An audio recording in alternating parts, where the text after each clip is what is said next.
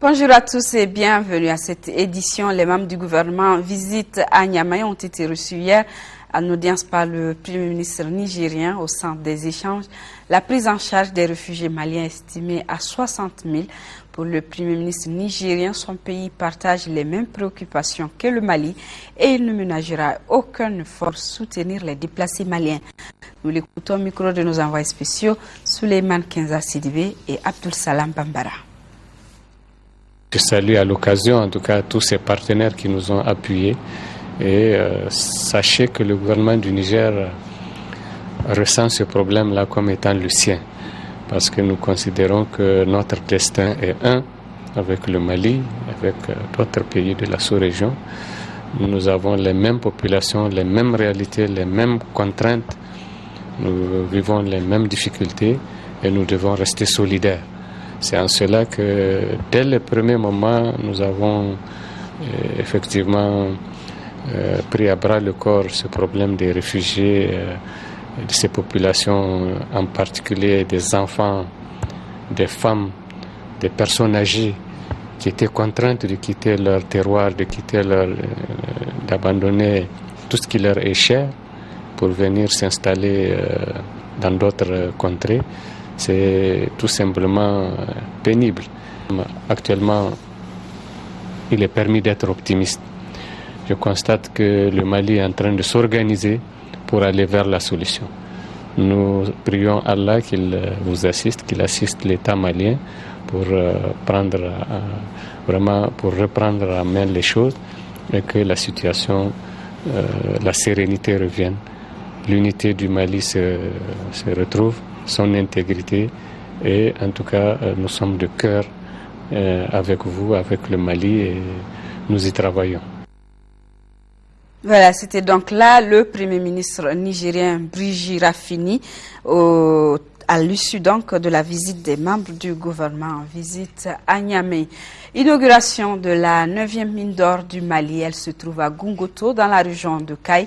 Elle produira plus de 51 tonnes sur 8 ans, soit 6 tonnes et demi par an. En termes de recettes, la mine d'or de Goungoto fera gagner à l'État 250 milliards de francs CFA et confortera la place du Mali dans la production aurifère en Afrique. Elle a été inaugurée hier par le ministre de l'économie, des finances et du budget, représentant le Premier ministre envoyé spéciaux à Goungoto, Mohamed Diarra et Adama Keita.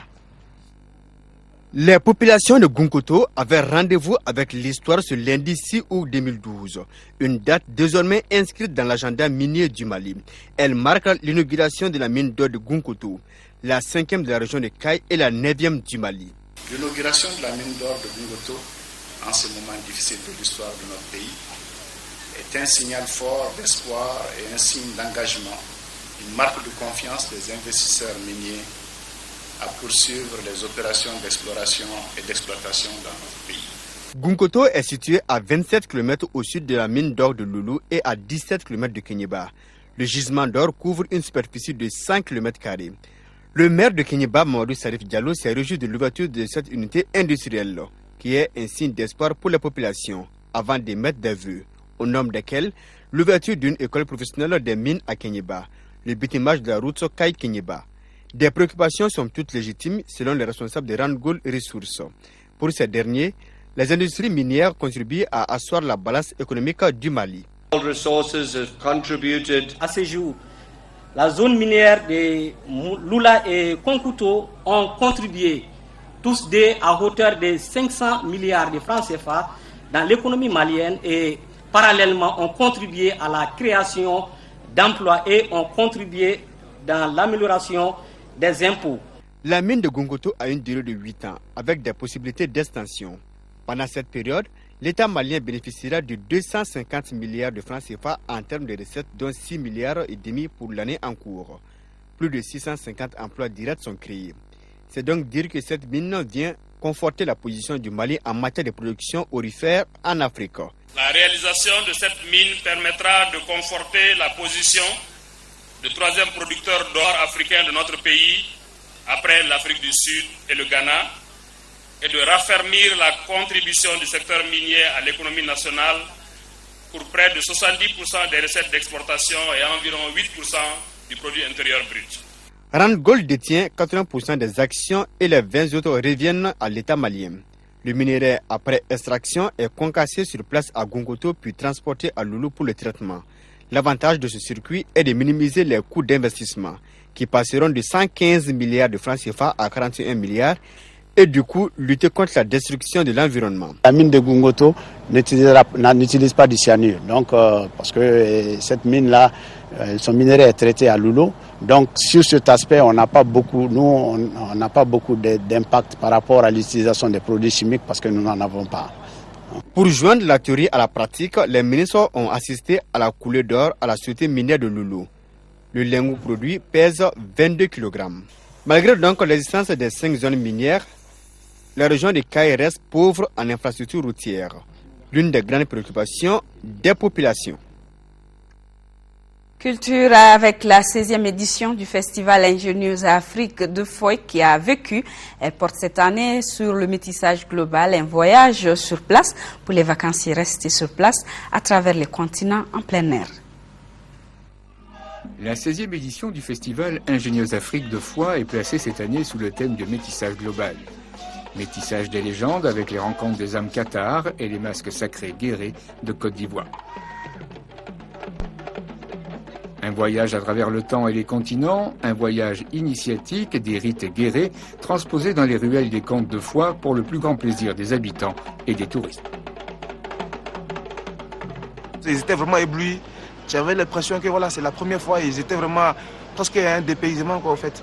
Vraiment, en tout cas, c'est cette ressenti-là qu'on a eu en tout cas. Au fil des ans, Foy est devenu un carrefour culturel incontournable avec toutes les couleurs et les saveurs de l'Afrique, une communion chaque année renouvelée et très appréciée. À Foy, nous avons de multiples animations, mais celle-là, elle a un aspect particulier.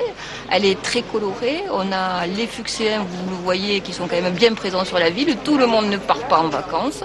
Donc je crois qu'elle a fait totalement sa place dans le cœur des Fuxéens. Cela permet de participer pleinement et de pouvoir avoir un autre regard sur l'Afrique. Nous les voulons, nous les tenons dans les murs de cette cité comtale et nous ne les lâcherons pas.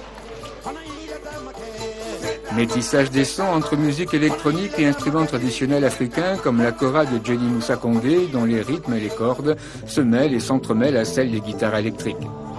Ingénieuse Afrique, un festival en plein air, gratuit, à la fois chaleureux et revigorant, au pied des montagnes des Pyrénées. Des plaisirs européens avec l'actualité dans le monde, en bref avec cette tuerie aux États-Unis dans un temple hindou. Nous verrons également le succès de la technologie américaine à travers Curiosity. Mais avant, voyons du côté du Yémen où un attentat suicide vient de faire une 40aine de morts. Un attentat suicide a ensanglanté la ville de Jahar dans le sud du Yémen. Le kamikaze a actionné sa ceinture d'explosifs lors d'une veillée mortuaire. 45 personnes sont mortes et on compte une 40aine de blessés. Le groupe islamiste Ansar al-Sharia a revendiqué l'attentat. La télévision d'État syrienne a été prise pour cible lors d'un attentat à la bombe. Aucun mort n'est à déplorer, mais quelques blessés légers.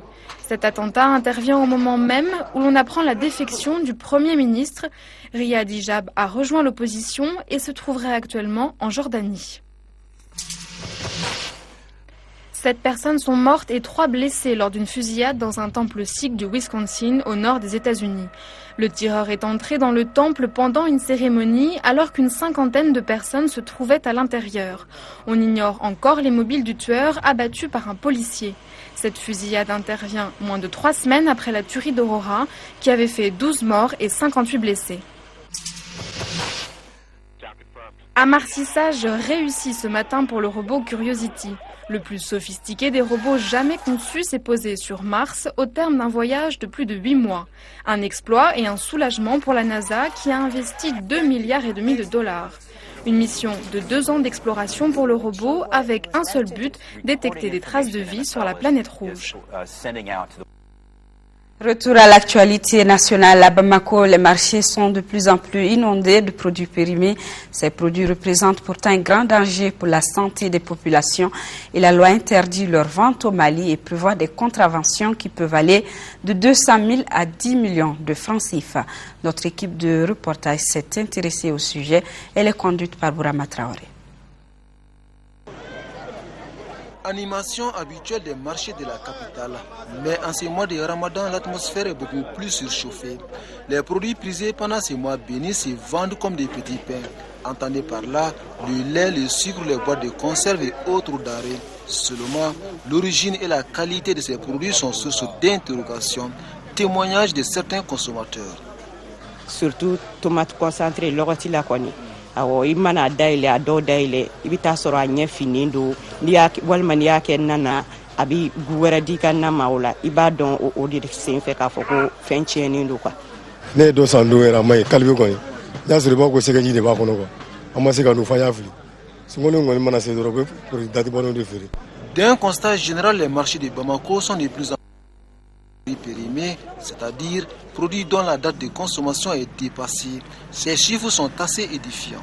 Cette année, au premier trimestre, les secteurs ont eu à saisir 120 tonnes de cubes magie périmés.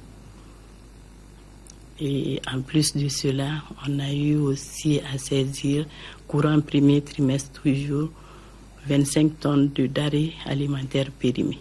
En 2011, nous avons saisi plus de 10 tonnes de viande qui étaient de mauvaise qualité. Ce n'est pas facile de trouver les produits périmés sur les marchés. Les commerçants approchés se défendent et conseillent même ceux qui se livrent à cette activité illégale. Parce que il y a des gens qui malien là quoi. Vraiment date ba le fili moy. Donc begi gam nanga min date moy.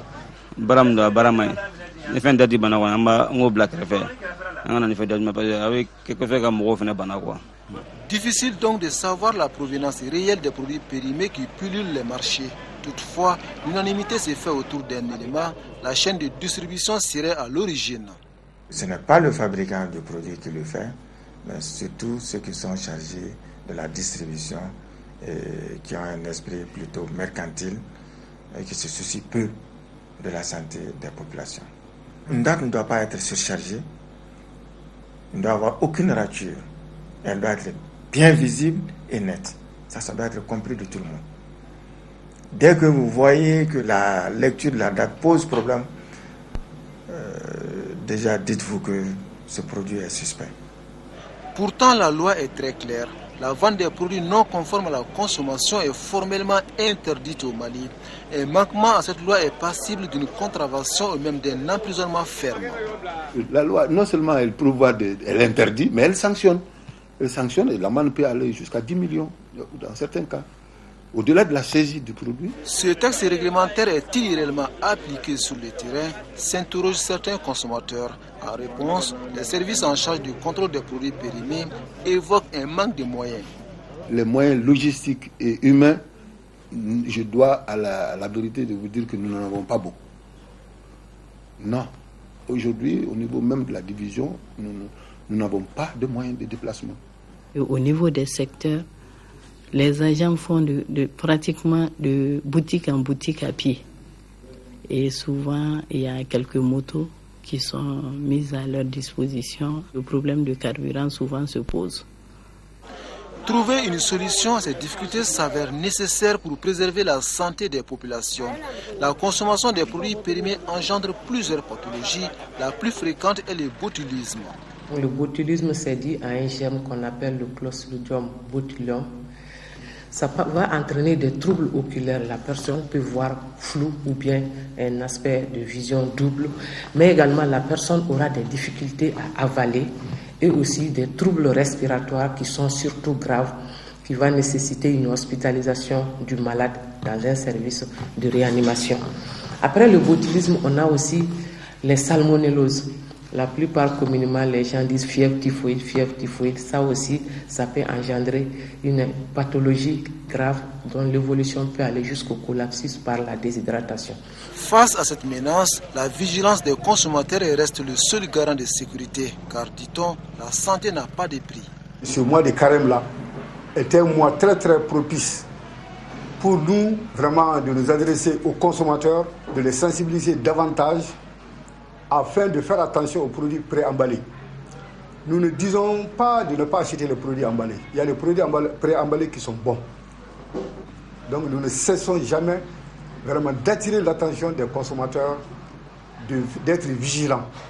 Les produits impropres à la consommation, une fois saisis, sont remis à la commission régionale de destruction des produits alimentaires périmés du district de Bamako. Cette commission, présidée par le gouverneur du district, procède à son tour à leur incinération.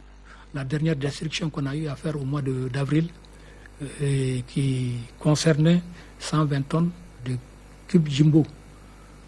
Et ensuite, il y avait eu 25 tonnes de produits alimentaires, de produits laitiers, de produits de tomates et autres, en tout cas avariés. Donc c'est pour vous dire que les quantités qu'on peut détecter sur le marché sont souvent très importantes. C'est dire que le défi est encore grand. Il faudra donc une volonté politique forte pour mener une lutte efficace contre les produits non conformes. À la chronique santé du jour, nous parle du jeûne et de notre système digestif. Pouvant présenter plusieurs maladies, le tube digestif peut dans certains cas supporter ou non ce rituel. Focus Santé, c'est une réalisation de Tissira Dambélé.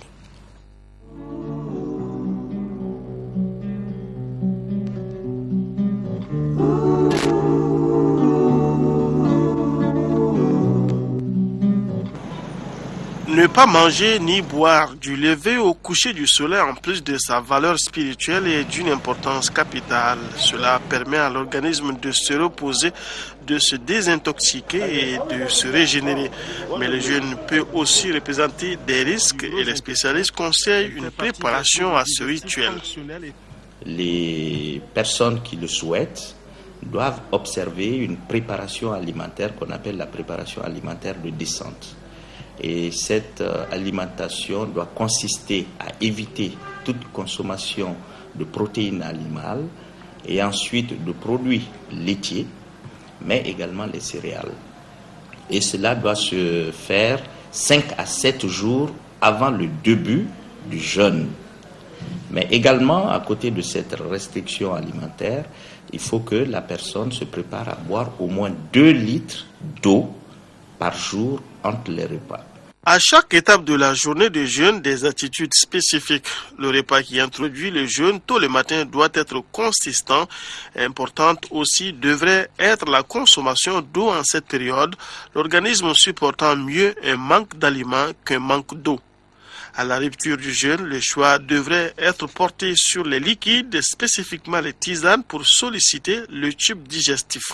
Même à la rupture du jeûne, ce qui est important, ce n'est pas de trop se gaver, car cela peut entraîner des perturbations au niveau du tube digestif, surtout que naturellement, la nuit, le tube digestif doit se mettre au repos, et lorsqu'on se gave, on risque de lui donner beaucoup de travail, et ça peut entraîner des conséquences qui peuvent perturber le tube digestif. Cependant, le jeûne peut ne pas être supporté par certains segments du système digestif. C'est ainsi que les maladies de l'œsophage, le défaut de relaxation du sphincter inférieur de l'œsophage, le cancer de l'estomac, une opération récente à l'estomac, les ulcères gastro-duodénaux et autres lésions authentifiées constituent des contre-indications au jeûne. Les œsophagites liés au reflux gastro-œsophagien peuvent par contre aller avec le jeûne selon les spécialistes, mais si ces maladies sont cicatrisées, il faut tout de même encadrer médicalement son jeûne. Il faut l'encadrer, donc par la prise de certaines mesures hygiéno-diététiques. En particulier, il faut éviter de trop manger le soir quand on a des problèmes de reflux gastro-œsophagien avec une œsophagite. Il faut consommer des aliments mixés. Il faut aussi l'utilisation de certains médicaments. En particulier, ce que nous appelons les prokinétiques, qui permettent d'accélérer le transit œsophagien afin que l'aliment ne stagne pas trop longtemps au niveau de l'estomac et pour ne pas refluer. Mais surtout, j'insiste, il y a des médicaments qu'on appelle des inhibiteurs de la pompe à protons, des antiacides, qui sont très efficaces pour pouvoir encadrer les patients qui souffrent d'œsophagite avec reflux gastro-œsophagien. Par contre, le jeûne peut aider à gérer le syndrome du côlon irritable appelé colopathie fonctionnelle.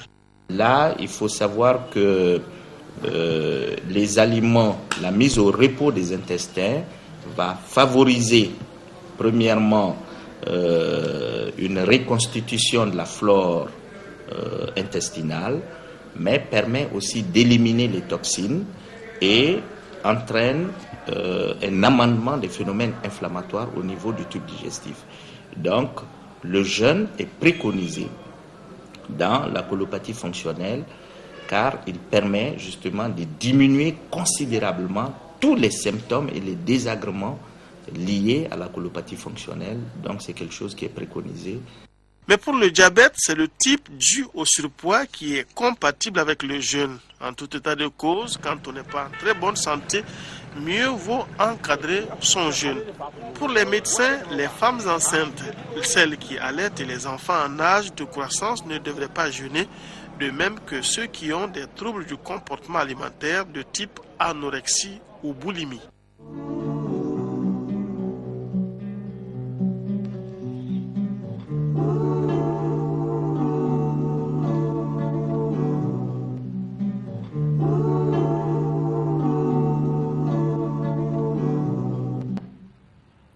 Et nous bouclons cette édition avec ce communiqué du collectif des ressortissants du nord du Mali, Coran Suite, ce qui suit avec une grande préoccupation l'évolution de la situation dans les régions occupées. Le collectif des ressortissants du nord du Mali salue la résistance des populations et les exhorte à ne pas baisser les bras. Le collectif des ressortissants du nord du Mali en appelle encore une fois de plus aux autorités politiques du Mali afin qu'elles s'impliquent pour alléger la souffrance des populations et pour les libérer du joug des occupants. Une pensée profonde à nos compatriotes des régions du Nord vivant sous occupation. Ne les oublions pas. Ce soir, dès Sissoko vous retrouve pour les éditions du soir. Je vous donne rendez-vous s'il plaît à Dieu demain 10h. Merci et bonne journée à tous.